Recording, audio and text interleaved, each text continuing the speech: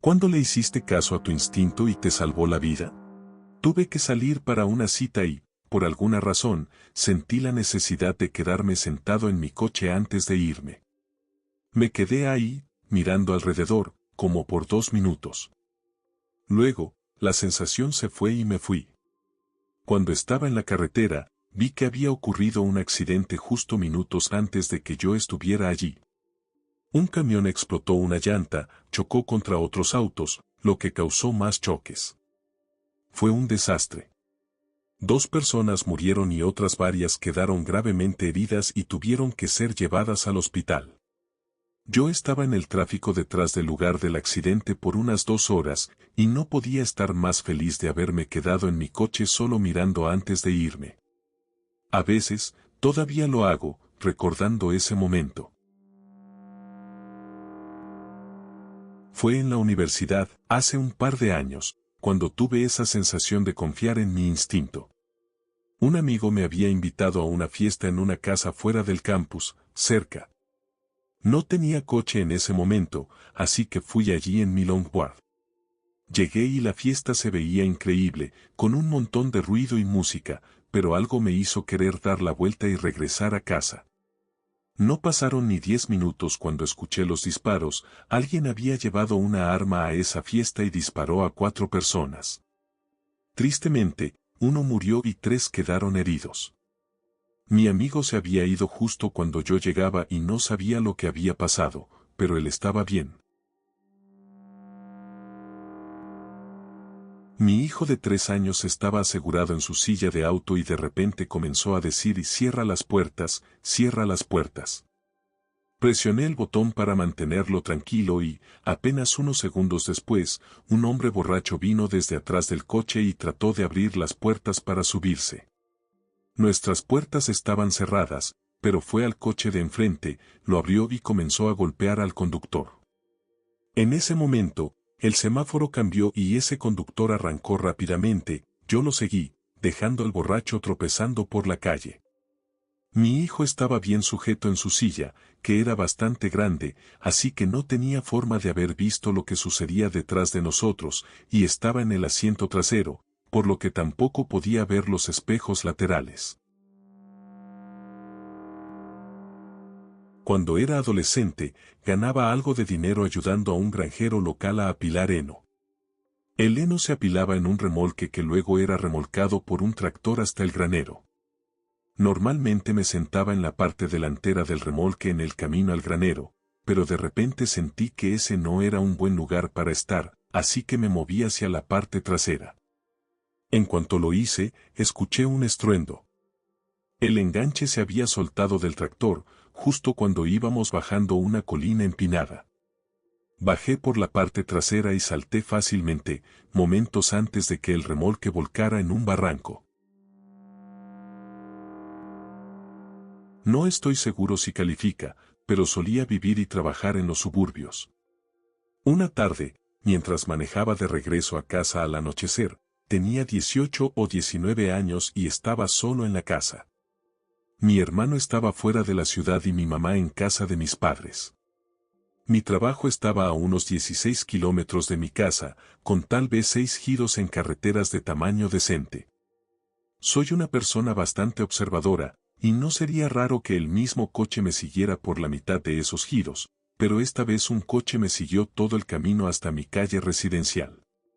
Tuve el presentimiento de que me estaban siguiendo, así que pasé por mi casa y giré a la izquierda.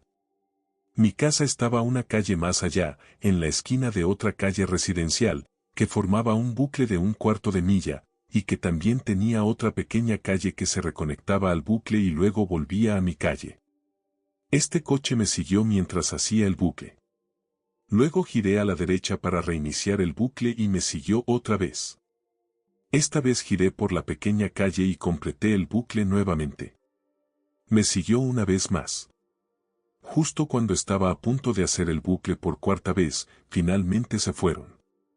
Conduje unos 5 minutos más para asegurarme de que no volvieran a dar la vuelta, ya que no tenía otro lugar para estacionar más que fuera de mi casa, pero me sentí inquieto el resto de la noche. Dormí con la puerta cerrada con llave, barricada, y con un gran cuchillo de cocina. No tengo idea de si me seguían por alguna razón, si era un amigo haciéndome una broma o si mi hermano había puesto a uno de sus amigos a hacerlo, ya que fue la única vez que me pasó y fue bastante curioso que estuviera solo. Trabajaba en una tienda y algunos de los empleados tenían antecedentes, así que realmente no sé qué pasó. Esto no es mío, pero es escalofriante. Hace unos 15 años, trabajaba con un tipo que me contó que, cuando era más joven, aproximadamente a los 12 años, si no recuerdo mal, asistía a un club juvenil local. Una noche, el hombre que lo dirigía quería que los chicos jugaran camisetas contra sin camisetas para un partido de fútbol o algo por el estilo. Mi compañero de trabajo iba a estar en el equipo de los sin camisetas. Se negó a quitarse la camiseta, pasó un poco de todo, se armó un gran drama, lo echaron del club y lo enviaron a casa. Su madre y su padre no estaban contentos, empezaron a regañarlo, preguntándole por qué había hecho tanto escándalo. Y él dijo que no se sentía cómodo quitándose la camiseta frente al líder juvenil porque había algo raro en ese tipo. Unos años después, el líder juvenil, Thomas Hamilton, asesinó brutalmente a 16 niños y a su maestra en la escuela primaria Dunblane. Cuando estaba embarazada, me picó una garrapata infectada con la IMA a las 28 semanas. Noté la marca en forma de ojo de toro y comencé a tomar antibióticos. Mi obstetra lo desestimó después de eso, diciendo que no había daño, según ella. Cuando fui al hospital a las 35 semanas para registrarme para el parto, procedimiento normal aquí, mencioné lo de la enfermedad de la IM pero que ya había tomado antibióticos. Al día siguiente, me llamaron y me dijeron que querían inducir el parto a las 37 semanas porque la enfermedad de la IM puede dañar la placenta y preferían no arriesgarse. Vaya. Hablé con mi obstetra sobre eso y básicamente se rió, diciéndome que no indujera el parto. Mi instinto me decía que debía inducirlo, así que seguí el consejo del hospital y tuve a mi hijo a las 37 semanas. Fue pequeño y las primeras semanas después fueron difíciles, porque costaba que comiera y demás, ya que era tan pequeño y estaba tan cansado. El hospital envió la placenta a patología. Estaba gravemente dañada y no habría resistido mucho más tiempo. Si hubiera escuchado a mi obstetra, probablemente habría perdido a mi hijo. No hace falta decir que cambié de obstetra después de eso. En los días de MySpace, una chica que conocía de actividades extracurriculares en la escuela secundaria publicó una advertencia vaga sobre un marinero en servicio activo con el que había conocido en línea, quien parecía normal, pero de repente no aceptaba un no por respuesta. Le envié un mensaje para preguntarle si estaba bien y me dijo su nombre, advirtiéndome que no interactuara con él si intentaba contactarme. Luego mencionó que había estado borrando algunas de sus fotos y detalles de su perfil porque realmente pensaba que él podría intentar presentarse en su trabajo o incluso en nuestra actividad extracurricular compartida. Literalmente, la semana siguiente, llegué a la mencionada actividad extracurricular y estaba en el proceso de poner todo en orden con algunas otras personas. La chica estaba en el baño de mujeres, en un largo y oscuro pasillo apartado de la entrada principal.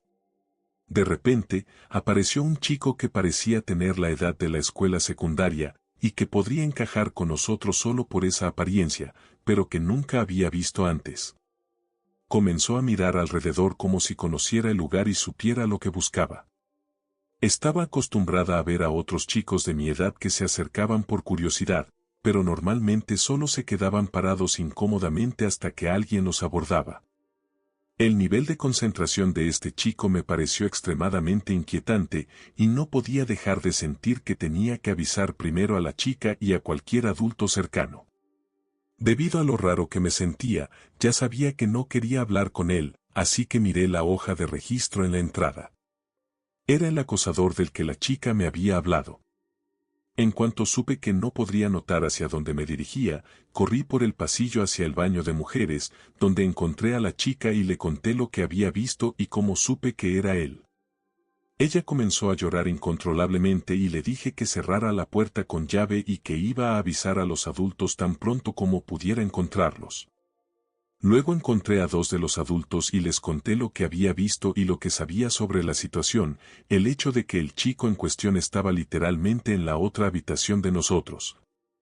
Y que la chica ya se había encerrado en el baño. Yo tenía solo 15 años, no sé cómo me mantuve tan tranquila. Los adultos actuaron de inmediato, escoltando al chico fuera del lugar y presentando un informe policial. Esta es la historia de mi papá. Mi abuelo era mayor, pero estaba en buena salud. Todas las noches, mi papá solía llamar a mi abuelo, decirle que iba a ir a verlo, y luego pasaba una hora hablando con él. Una noche, sintió que tenía que ir. Simplemente tenía que ir. Llamó, le dijo que iba para allá. No parecía haber nada fuera de lo común. Pero luego ocurrieron una serie de sucesos muy improbables. En la caja de Walmart hubo problemas técnicos con la transacción que tomaron 15 minutos en resolver. Después hubo un accidente que causó un atasco de tráfico, lo que añadió otra demora. Luego hubo una tercera cosa que ya no recuerdo. Cuando finalmente mi papá llegó a la casa de mi abuelo, este ya había muerto. Como si se hubiera caído en su habitación a mitad de un paso. Mi papá, que de hecho es médico, se pregunta hasta el día de hoy. ¿Qué hubiera pasado si hubiera llegado 30 o 45 minutos antes? Tuve una experiencia cercana con un hombre que fingía ser policía, y casi me convierto en una de sus víctimas. La noche comenzó bastante mal. Empezó con un regaño por no querer fumar marihuana cerca de un niño. Mi mamá pensó que la estaba juzgando. Bueno, no estaba del todo equivocada, pero en ese entonces era ilegal y no quería fumar cerca del niño. Luego, el esposo me acorraló más tarde e intentó besarme, así que pensé esto no va bien, me voy a casa. Mientras caminaba hacia casa, un hombre se detuvo y me preguntó si necesitaba un aventón. Comencé a alejarme de su coche y le dije que no, que estaba bien. Entonces sacó un distintivo y me dijo que era policía. Tenía una gran bolsa de marihuana en mi bolsillo, así que le repetí que estaba bien. Terminé tomando el camino largo a casa para asegurarme de que no me estuviera siguiendo.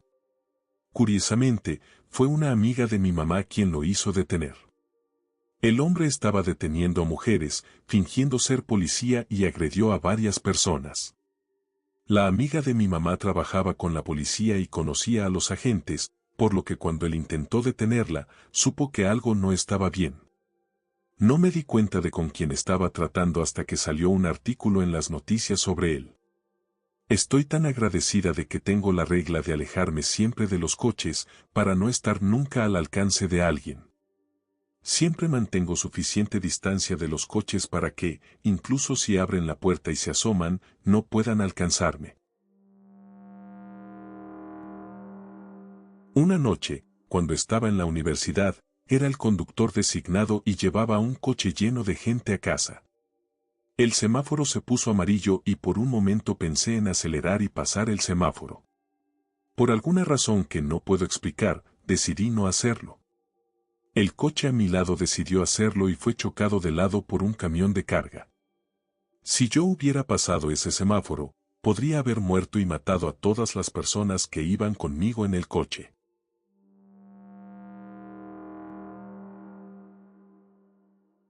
Siempre le dije a mi hija que confiara en su instinto. Ella tenía una amiga en la escuela primaria, en cuarto o quinto grado. Nosotros también éramos más o menos amigos de la familia, así que los conocíamos bastante bien. Un día, mi hija fue invitada a pasar la noche en casa de su amiga, y todo estuvo bien hasta que la invitaron nuevamente, pero ella no quería pasar la noche ahí otra vez. Le pregunté por qué, y me dijo que el papá de su amiga le daba mala espina. Comencé a hacerle todas las preguntas. ¿Hizo algo inapropiado? ¿Te tocó? ¿Te llevó a una habitación sola? ¿Te mostró algo? Ella me contestó que no a todo y solo dijo que él era raro.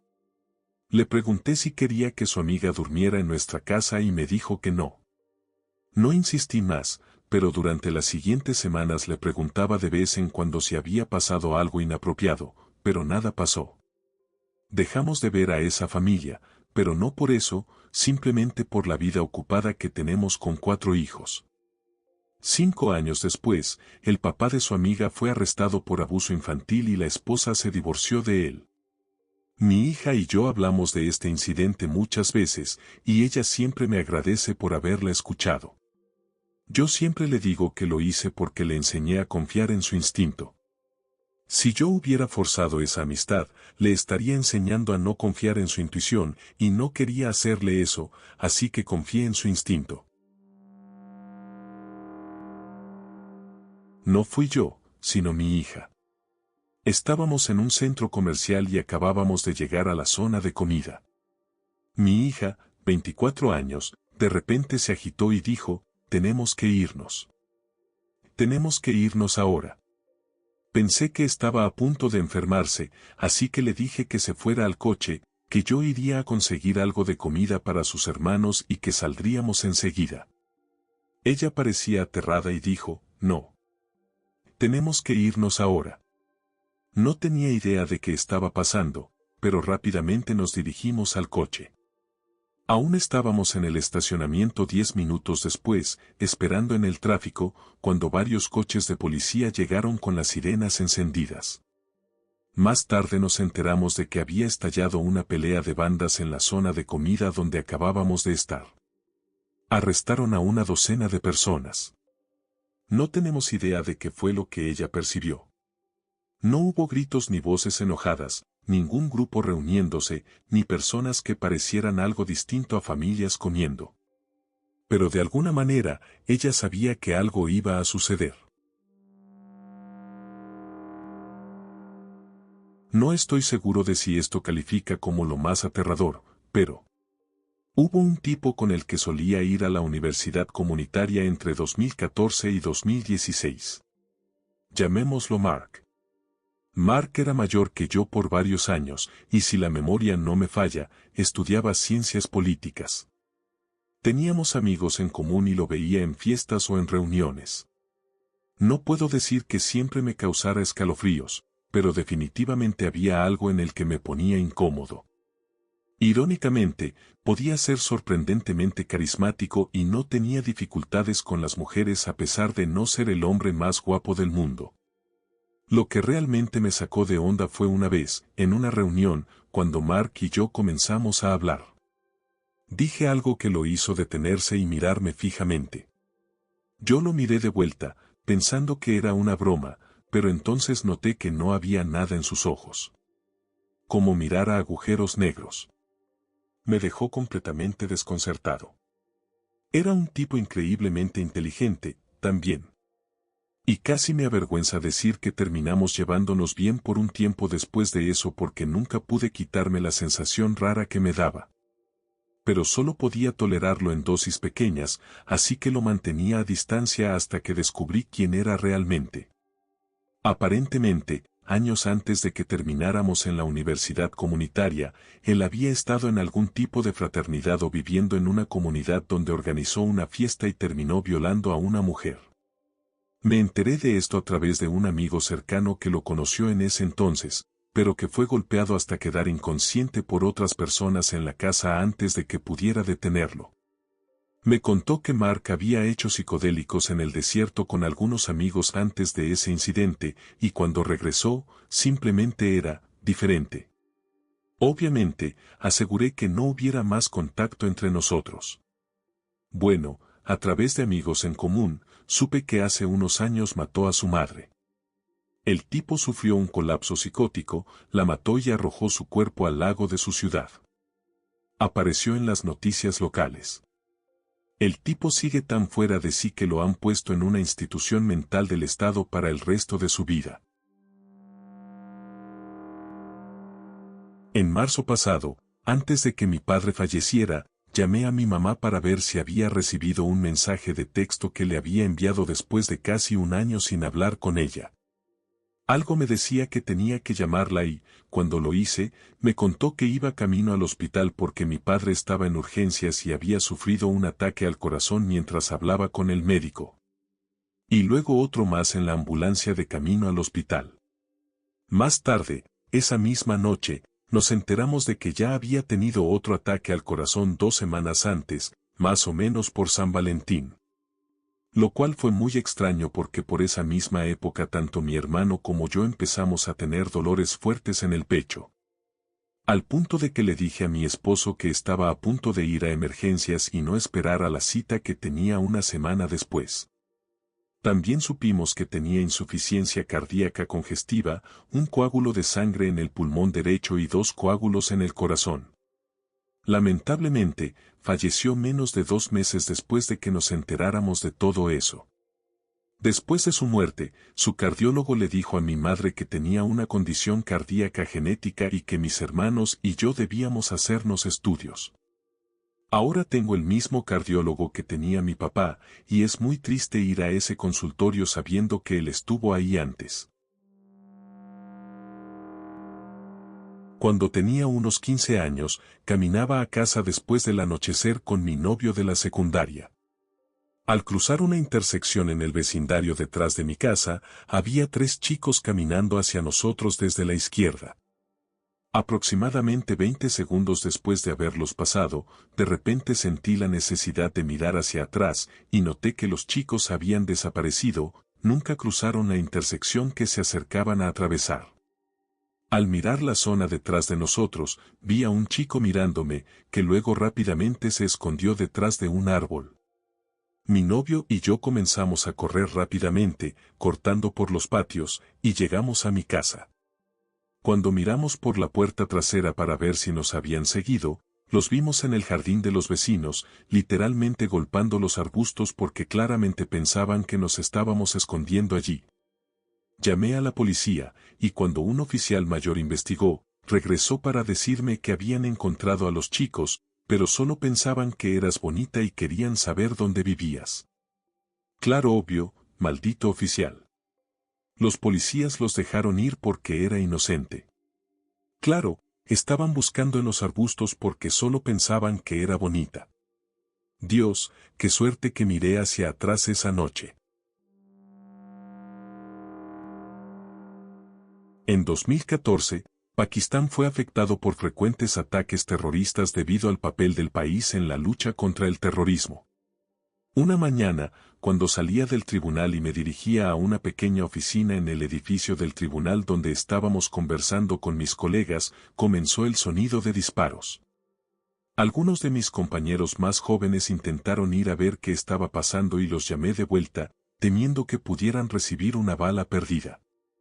Cerré las puertas con seguro y les pedí que se sentaran. Las puertas eran de vidrio y el resto de la pared también era de vidrio. Los disparos continuaron durante lo que sentí como 10 minutos, pero que parecía una eternidad. Todos asumimos que tal vez era una pelea entre 2 partes litigantes y no queríamos quedar atrapados en medio. El sonido de los disparos aumentaba, pero no podíamos identificar de dónde venían. A medida que la tensión aumentaba, recité el calma y me preparé para ver a un tirador aparecer frente a la puerta de vidrio y dispararnos. Justo en ese momento, unas balas impactaron la pared trasera del pequeño edificio en el que estábamos. Esto dejó claro de dónde venía el fuego. Consulté con un colega y, saltando, abrí la puerta para sacar a todos y señalé hacia donde quería que corrieran. Siendo el último en salir, me di vuelta y vi al tirador que nos seguía mientras doblábamos una esquina para huir. Justo cuando estaba a punto de alinearse para dispararnos, un francotirador de la unidad antiterrorista, apostado en el techo, disparó al tirador y lo alcanzó en el pecho.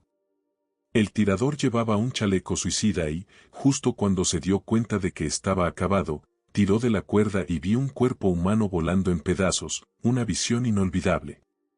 En ese estado de pánico y sin saber si había otros tiradores, corrimos hasta que ya no podíamos ver los edificios del tribunal. 14 personas murieron ese día y decenas resultaron heridas. Días después, visitamos la escena y vi un cráter donde el tirador se había hecho explotar, justo al lado de donde estaba yo cuando sostuve la puerta abierta y saqué a mis compañeros. Si no hubiéramos corrido de allí, seguro estaríamos muertos. Me alegra haber confiado en mi instinto. No es mi instinto, pero es algo que pienso mucho. Cuando estaba en la secundaria, había 2 profesores de arte, O y S. Ese era el más popular, el que todos querían. En su clase podíamos hacer arte más avanzado y él era realmente una gran persona. Lo tuve durante varios años y fue uno de mis profesores favoritos. Fui vicepresidente del club de arte con él y me pidió que estuviera allí para su hijo cuando llegó a la escuela como primer año. Era de los pocos a los que se les permitía estar en su salón durante el almuerzo o antes de clases. Estaba muy cerca de ese, pero también mucha otra gente. Exalumnos que ya se habían graduado volvían solo para visitarlo, charlar o jugar ajedrez. Yo tenía planeado hacer lo mismo después de graduarme. Ao también lo apreciaba, pero por diferentes razones. Conocía a su hijo cuando éramos más pequeños, y era de los pocos estudiantes que realmente lo escuchaba cuando tomé su clase. Era Arte 1, donde casi nadie se interesaba, solo se necesitaba el crédito. Un día me pidió ayuda para enseñar un concepto a los de primer año, así que después de clase nos pusimos a hablar sobre cómo me iban las clases. Hablamos sobre el otro profesor y, de repente, me dijo, «Sabes, no soy de hablar mal de la gente, pero ten mucho cuidado con él. Hay algo raro en él». Esto me sorprendió mucho. O era la última persona que esperaría hablar mal de otro profesor, especialmente a un estudiante, pero lo tomé en serio. No habría dicho algo así a menos que realmente lo pensara. Bueno, unos meses después de que me gradué, resultó que ese había sido arrestado por múltiples casos graves. Durante años había estado involucrado en comportamientos inapropiados con menores. Su hija fue quien lo descubrió y lo denunció. Todavía me parece increíble que O tuviera razón. Me duele profundamente haber estado tan cerca de alguien que estaba haciendo algo tan inapropiado. Lo que más me duele es que ese había dejado mi escuela ese mismo año para enseñar en otra parte antes de ser descubierto por su hija. Resumido, un profesor me advirtió que algo raro había en el profesor Cool con el que estaba cerca. Resultó que el profesor Cool tenía graves problemas. Estaba ayudando a mi amiga con su mudanza a un nuevo departamento con su prometido. Trabajábamos juntas, y en ese momento, ella vino a mi oficina pidiéndome que fuera con ellos a una tienda de muebles, así que dije que sí. Justo antes de irnos, tuve una sensación muy extraña en el estómago, no sabía qué era, pero estaba agotada, así que lo atribuí a eso. Una hora después, estaba en mi sala, en el teléfono, con las ventanas abiertas, porque se cortó la electricidad, lo cual es algo normal en mi país, y una explosión enorme sacudió la ciudad. Salté del sillón, me golpeé la cara contra la mesa de granito y me rompí un diente. Estuve desorientada por unos minutos cuando ocurrió otra explosión.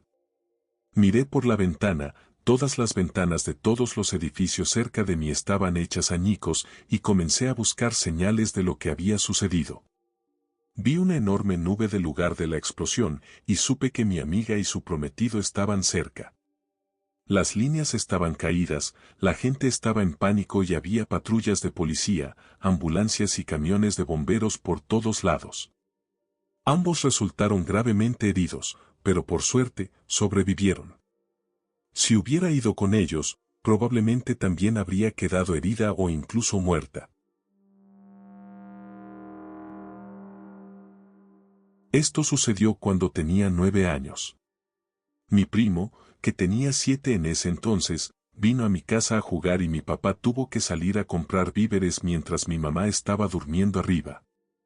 Nos dijeron que no saliéramos de la casa y que jugáramos adentro, pero siendo unos niños tontos, decidimos salir a jugar al parque de todos modos. Ese día el vecindario estaba muy tranquilo y vacío, era una tarde fría, nublada y ventosa, y creo que la mayoría del vecindario estaba durmiendo.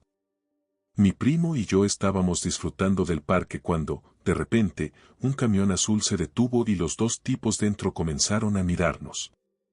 En ese momento ya había empezado a guardar nuestros juguetes y me estaba preparando para irnos, incluso susurré a mi primo que corriera conmigo si algo pasaba. Eventualmente, los tipos se bajaron del camión y uno de ellos decidió hacernos preguntas sobre el vecindario. Mientras él preguntaba, tomé el último juguete y estaba lista para correr, cuando, afortunadamente, vi a lo lejos que mi papá estaba entrando al vecindario. Mi papá se detuvo inmediatamente en el lado de la calle y nos dijo que entráramos a la casa antes de que los tipos pudieran hacer algo. Así que corrimos a casa lo más rápido que pudimos. Cuando finalmente llegué al garaje y vi a mi papá, me regañó como era debido. Mientras me estaba regañando, hice contacto visual con los dos tipos que pasaban conduciendo frente a nuestra casa. Y por una semana entera estuve paranoica pensando que iban a entrar a nuestra casa y secuestrarme porque sabían dónde vivía, jaja. Pero afortunadamente, no pasó nada después de eso. Esos tipos definitivamente eran secuestradores. Iban a nuestro vecindario sin razón aparente, solo preguntaron qué tan bueno era el vecindario y, cuando no obtuvieron lo que buscaban, se fueron de inmediato. Esa conversación fue sin duda una trampa, probablemente para ganarse nuestra confianza. Durante ese año hubo un aumento en los secuestros en mi país, y hubo una niña de mi misma edad en otro estado que sufrió el mismo destino. Pero lamentablemente su secuestrador usó fuerza brutal para secuestrarla y sigue desaparecida hasta el día de hoy. Esto es más una mezcla de mi instinto diciéndome que debía irme de allí y la impecable llegada de mi papá en el momento justo. Sentí como si ángeles me estuvieran protegiendo ese día. A veces, escuchar mi instinto me ha salvado. Una vez, en la secundaria, empecé a experimentar con LSD y realmente me encantaba. Aún me gusta, aunque no suelo consumirlo tan seguido. Tenía una botella conmigo, con unas 50 dosis más o menos, y esa noche había una rave programada. Había recibido como una docena de llamadas confirmando que iría, y obviamente dije que sí. Justo cuando iba a salir de la casa, algo me dijo que no fuera, y lo escuché. Volví a mi cuarto, apagué el teléfono y me dormí. Me desperté por la mañana con más de 200 mensajes. El departamento de narcóticos había llegado a la rave y arrestó a muchas personas, incluso por cosas pequeñas como un par de porros. Si me hubieran atrapado, mi vida habría acabado. Dejé de vender esa misma día, y solo comparto con mis amigos más cercanos. Otro incidente fue hace unos años. Mi novia y yo estábamos de vacaciones en Croacia. Una amiga de ella también se unió a nosotros. Ambas son muy pequeñas, como de 1,50 metros y 40 kilogramos, así que siempre tengo cuidado cuando salgo con ellas porque parecen blancos fáciles, especialmente en lugares nuevos donde no conozco el idioma. Estábamos en una ciudad llamada Split y decidimos ir de bares. Conocimos a unos locales en uno de los bares y estábamos pidiendo tragos.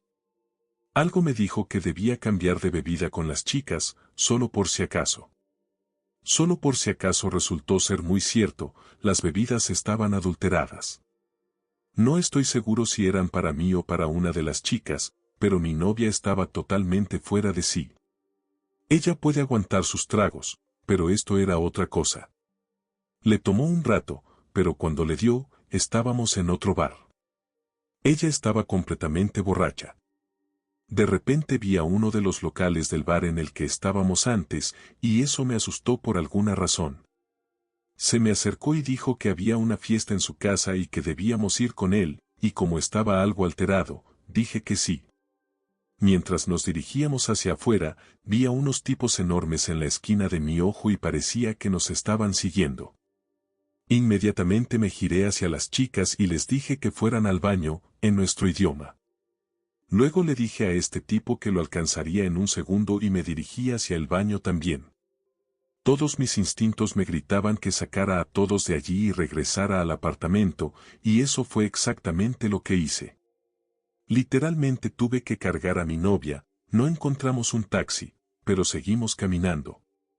No tengo idea de lo que habría pasado si no hubiera escuchado, pero me he dado cuenta de que no se debe arriesgarse y desafiar esas señales. Cuando tenía 19 años, volví a casa después de estar en la universidad. Mis padres se fueron de vacaciones por una semana y me pidieron que cuidara la casa por 2 días. Mis 2 hermanos también estaban fuera, en otras partes del país. Vivíamos en el campo, y conocíamos a todos nuestros vecinos, buenas personas, pero el más cercano estaba casi a 1 milla de distancia. La segunda noche, tuve una sensación extraña de incomodidad, lo cual era raro porque crecí en esa casa y había estado solo muchas veces de adolescente. Pero esa sensación de que algo iba a pasar era increíblemente fuerte, casi abrumadora.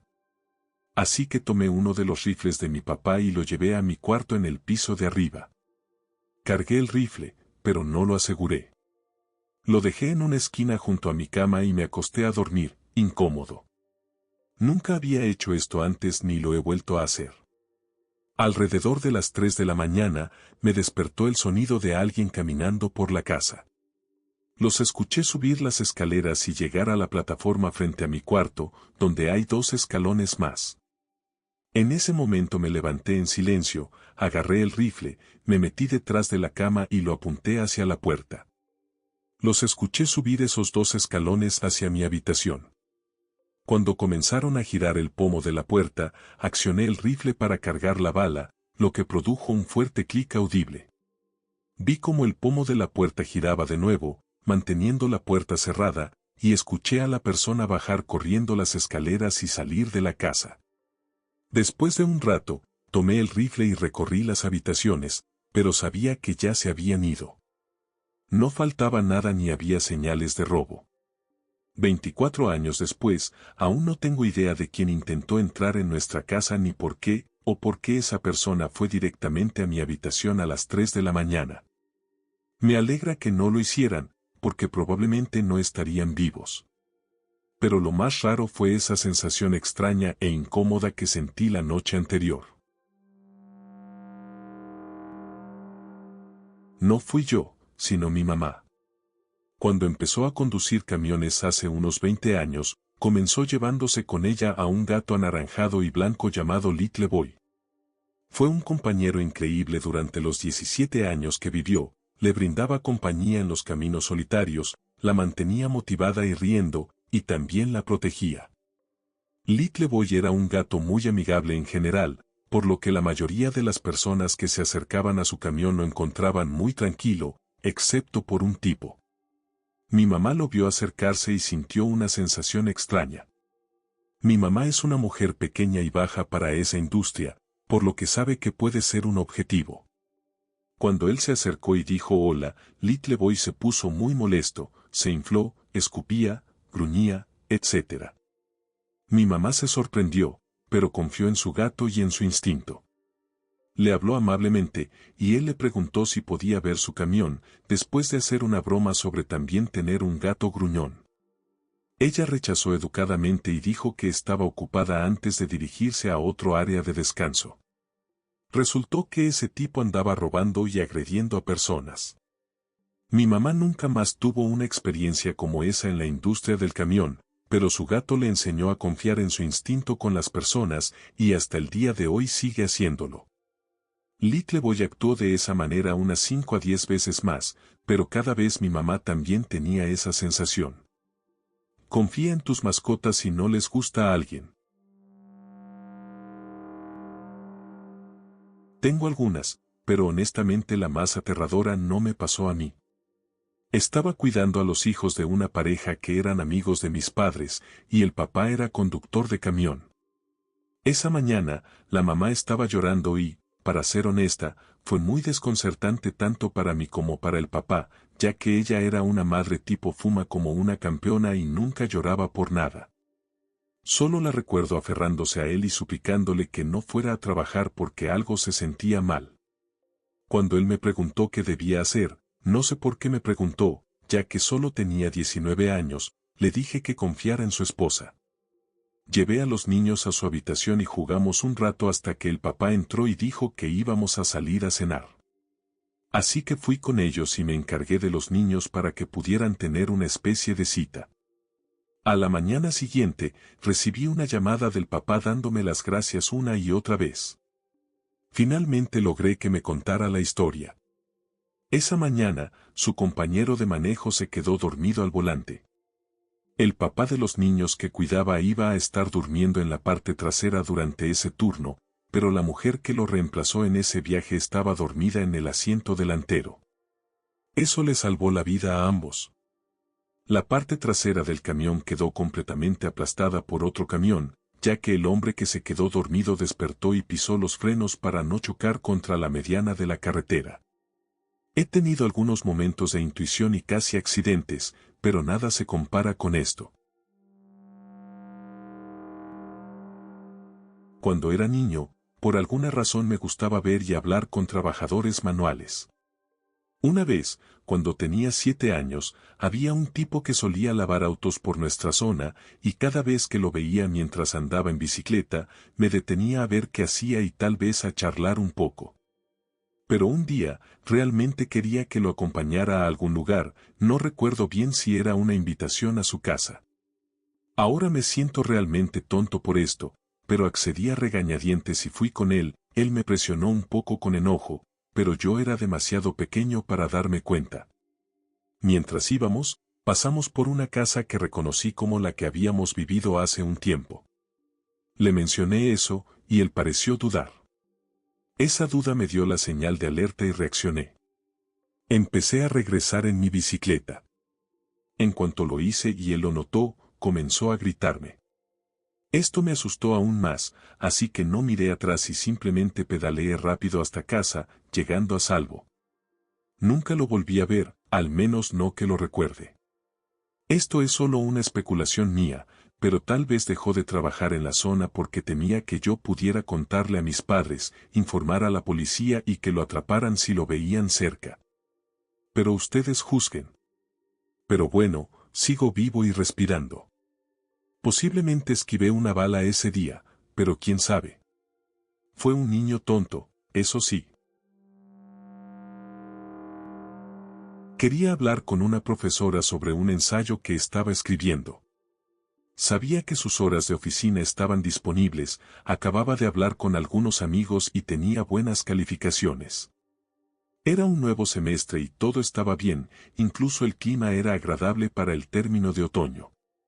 Pensé, al diablo, voy a tomar un bocadillo de la tienda para estudiantes. Entré, abrí un Cup Noodles, no es patrocinado, y le eché agua caliente. Mientras pagaba en la caja, un estudiante irrumpió, sin aliento, llorando y frenético. Dijo que llamáramos a la policía porque había un tirador activo. Nos escondimos en el armario de suministros junto a los bocadillos y los libros, con al menos otras 6 personas. El estudiante explicó dónde estaba y era una masacre en el mismo edificio al que yo me dirigía. Mi profesora estaba con un estudiante, y yo habría estado esperando justo en el lugar abierto cerca de donde ocurrió parte de la masacre. Al menos 9 personas murieron ese día, y una de ellas era alguien con quien crecí. Si no fuera por esa sensación extraña en el estómago y mi mente diciéndome al diablo, habría estado en primera fila de ese evento. Hace unos 15 años, tuve una corazonada mientras conducía por una carretera rural mayormente vacía cerca de Bethel, Washington, Estados Unidos, por la tarde. A unos 800 metros por delante, vi una minivan que venía en mi dirección, estacionada en la delgada orilla de grava del otro lado de la carretera. No había visto ningún coche delante ni detrás de mí en al menos 5 minutos y estaba conduciendo a unos 100 kilómetros por hora. No le di mucha importancia, pensé, el conductor probablemente está revisando un mapa o algo así, ya que no vi ninguna señal de que estuvieran cambiando una llanta, haciendo una pausa para ir al baño o algo por el estilo.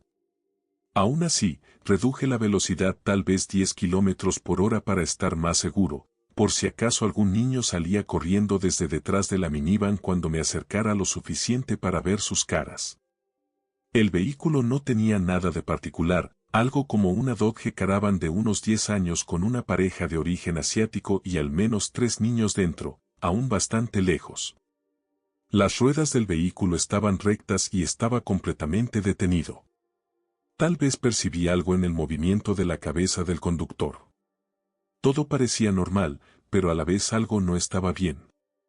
Miré por el espejo retrovisor para asegurarme de que no hubiera nadie detrás de mí. Estaba despejado por al menos un par de millas, y no había nadie en el camino antes de que la carretera se adentrara en el bosque.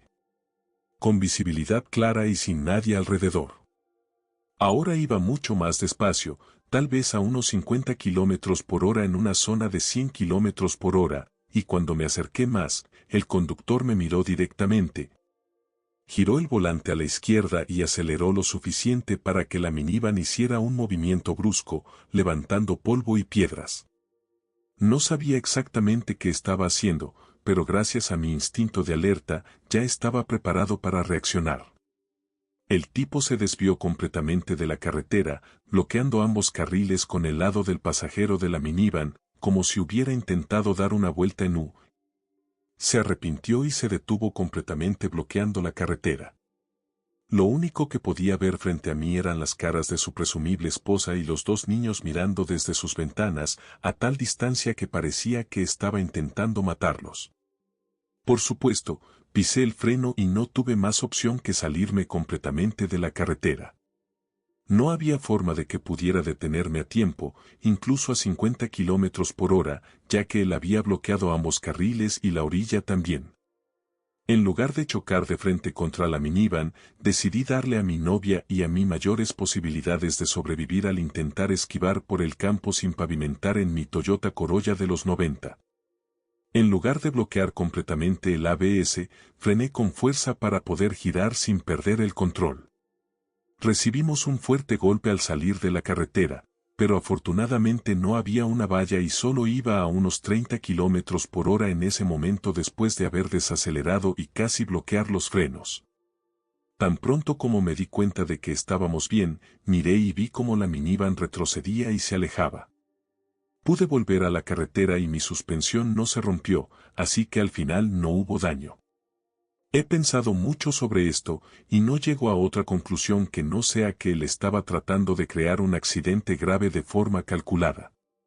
Si fue simplemente un error de conducción terrible, probablemente hubo un segundo peor en los últimos 100 en el que pudo haber bloqueado la carretera. Estaba despejado por millas en ambas direcciones, y si no hubiera ido tan despacio y tan alerta, habría chocado contra esa minivan.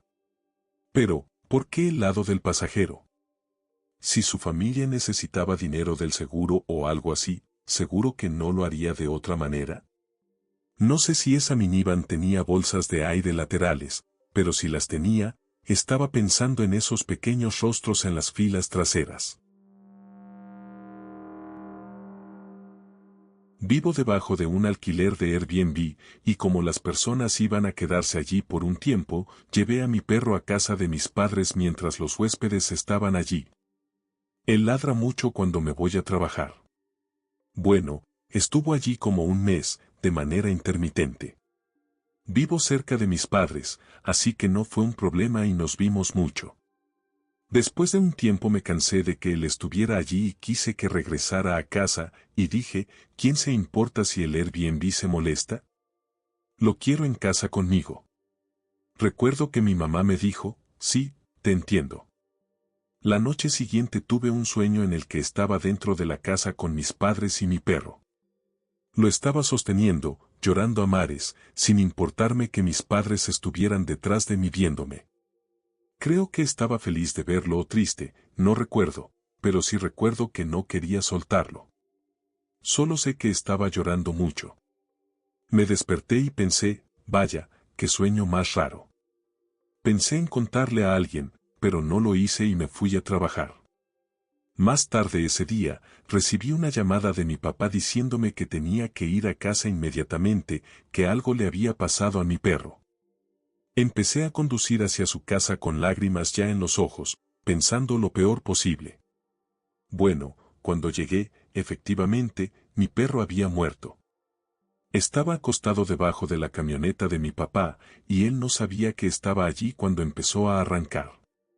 Mi papá también estaba devastado, todos lo estábamos. Fue difícil y triste. Pero todavía recuerdo ese sueño, como si me estuviera preparando mentalmente para ello o algo así. Y el hecho de que justo el día anterior le había dicho a mi mamá que quería que mi perro regresara a casa. Todo fue tan extraño. Esto fue hace 2 años y aún lo extraño muchísimo. Estaba conduciendo por la carretera y me quedé atrapado detrás de un camión de tráiler. Llegaba tarde al trabajo, pero mi mantra es que una vez que llegas tarde, ya lo estás, y sinceramente, la mayoría de las personas que se apresuran terminan atrasándose aún más. Al menos en mi experiencia observando a la gente. Así que seguía a este camión y noté que tenía problemas para mantenerse en su carril y que iba 5 millas por debajo del límite de velocidad, por lo que estaba pensando en adelantarlo. Algo me dijo que no lo hiciera, sí, se había desviado un par de veces, pero al mismo tiempo no era tan preocupante, no estaba manejando por toda la carretera, solo se desvió 1 o 2 veces al tomar una curva. Me quedé atrás de él, aunque llegaba tarde, no tenía tanta prisa, así que simplemente seguía 50 millas por hora detrás de este camión. Gracias a Dios por esa corazonada, porque a 2 millas de ahí, nos acercábamos a un semáforo en rojo y quité el pie del acelerador y comencé a desacelerar. Conducía una Chevy Silverado 06 y trato de obtener el mejor rendimiento de gasolina posible. Así que comencé a frenar con anticipación esperando que el semáforo se pusiera verde y no tener que acelerar desde cero. Recuerdo que mientras me acercaba al semáforo en rojo, siguiendo al camión, pensaba en algún momento, no hay forma de que este tipo vaya a poder detenerse. Y vi cómo él chocó contra un sedán, decapitó al conductor y también mató al hijo de 5 años del conductor. No hay duda de que si hubiera adelantado al camión, habría sido yo quien hubiera sido golpeado y me habrían transportado en helicóptero al hospital. Si hubiera salido al trabajo unos minutos antes, probablemente estaría muerto. Y me siento mal por la mujer y el niño que murieron, pero al mismo tiempo me alegra que no fui yo. Esto me ha dado una nueva apreciación por la vida, porque, aunque no lo sepamos, cuando es nuestro momento, por lo general no tenemos mucha opción. Estas personas no hicieron nada malo, estaban detenidas en un semáforo en rojo y, en un instante, sus vidas se fueron, cada experiencia borrada en un segundo, dejando un vacío con su partida. Fui al tribunal y vi cómo el conductor del camión se declaró culpable de homicidio involuntario. No sé cómo ni por qué atropelló a esas personas. Afirmó que fue una falla en los frenos, pero eso fue una mentira y, según la evidencia que salió a la luz, él decidió que no valía la pena luchar en el tribunal. Como testigo, puedo decir que fue una de las cosas más insensatas que he visto en toda mi vida. Y ahora las vidas de varias personas han cambiado para siempre porque un tipo decidió que no valía la pena prestar atención a lo que estaba haciendo.